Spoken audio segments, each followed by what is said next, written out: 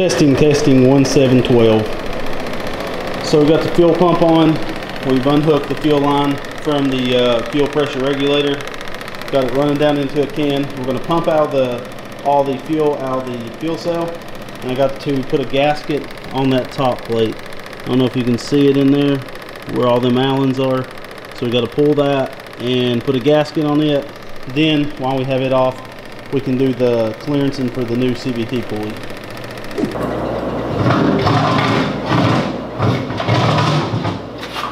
Got it.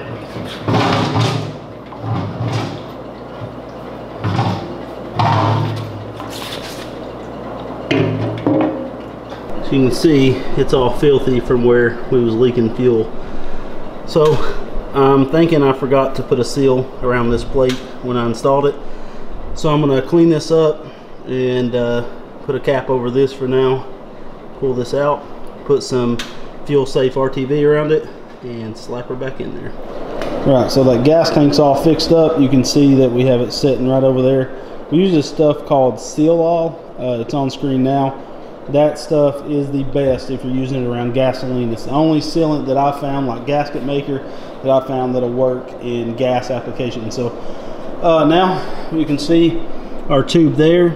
It just touches the CVT pulley. So what I'm going to do is cut a section out of it, and then later on we can come in and plate in there to protect it from, you know, to give it strength back as well as not let water get in there. So right now just going to throw something over the diff so it don't get hurt, get in there with an angle grinder and cut it apart.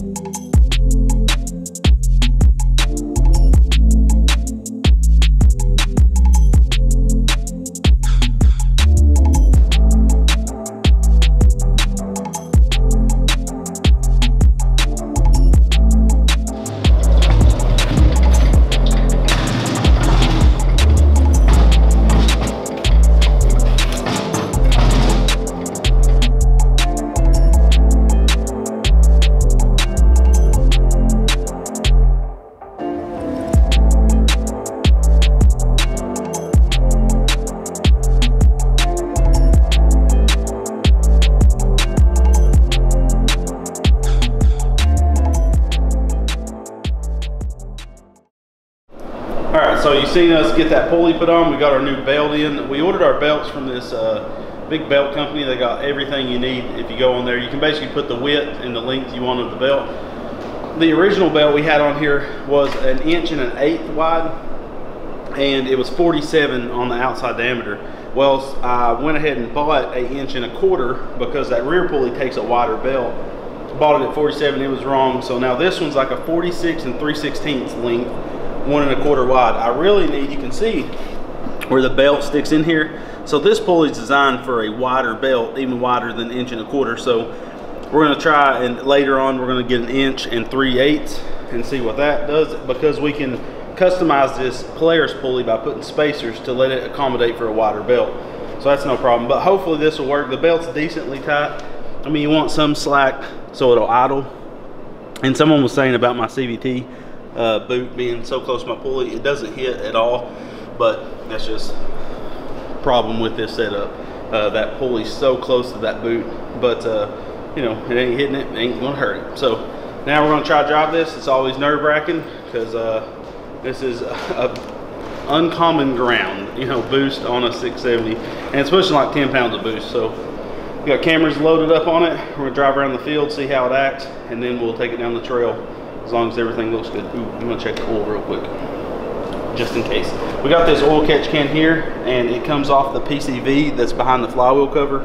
What we're gonna end up doing is blocking that port off, and we're gonna run this off the valve cover, this back valve cover back here. So we're gonna drill and tap like a 1/4 inch MPT, run it to a PCV valve so it only lets air out and not back in, and run it into the catch cam, because we're getting excess blow by for where that PCV valve, it's right up above the cam. It's in a horrible spot for oil to come out, and everybody knows these 670s, even stock, throw oil out that port. So it's done the same thing on this one, and then this starts just pouring oil out once it gets full, because this catch can only holds a very small amount. So we'll have to address that on a later date. And last thing that I found out, actually by watching Roadkill Garage, these little Holley fuel pumps do not like to lift fuel. So we're lifting it over a foot, and they're only recommended to lift a foot like of height. So what we're going to do is later lower that and put it right behind the gas tank down there, so the fuel pump's not having to lift any fuel. It'll push it fine, but it don't like to suck it fine, if that makes any sense. So that's why we're not getting any fuel pressure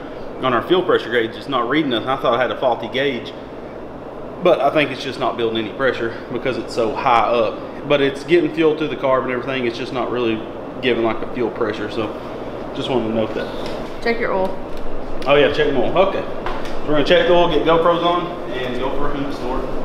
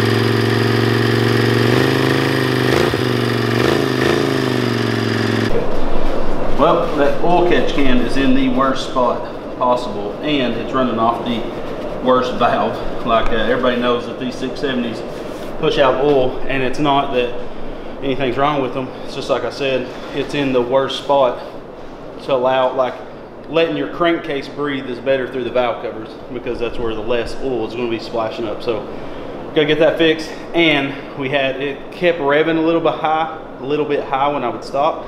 And last time I rode it, I need to go over a bunch of important stuff and make sure to put blue Loctite, like on the carburetor and stuff, because last time I rode it, the carburetor, where it's bolted to this little adapter, started coming unbolted. So it got a vacuum leak right there, of course, and was allowing it to idle high. Same thing happened this time. Basically, well, not a different thing, it cracked, our weld cracked, and we knew this was gonna happen. So good thing Chris Schmidt is gonna be up here, the guy who did all this aluminum TIG welding. He's gonna weld that back on, do like another bead around the top. Then we're going to build a brace that comes up from this and braces the carb to all that. We knew that would be an issue, because that's a large carb hanging off just thin aluminum. And move that fuel pump. So we need to get it put on the agenda and get that stuff fixed. Then we're finally going to take it through the woods. That's what I'm excited about, is climb that hill back there. We got to get this oil problem fixed, which, like I said, is just blocking that one off. We can block off that port that runs from where the cam's at, and run off either one valve cover, or we possibly even do 2 valve covers. So I'm going to get the PCV valves ordered, and we'll see you when they come in. How was your new belt? You didn't say anything. Oh, and the new belt, whew, that thing does its job. That thing is hot, that oil cooler. The belt worked great. It did not slip at all that I could tell. So it seems like, and we was getting a little bit of oil hitting that. This is in like the worst spot. I should have put that on that side, did a different baffled oil catch can. It needs a windage tray in it, is what it needs. And you know, it's on a tilt, so like I said, when we punch it, all that oil sloshes back and goes right out that air filter. So you live and learn. You live and learn, you make mistakes, you fix them. So that'll be the next thing, is fix all that. So we're gonna get everything ordered. Bell seems to be working great, and I'm sure we can tune the CVT, like I said, and get more power out of it. But we got to get all this stuff buttoned up so we can go take it for a good ride. And that's why we're doing riding in the field so much. Is just, I'd rather break in the field than in the woods. Have to pull this thing back in. So good things, good things.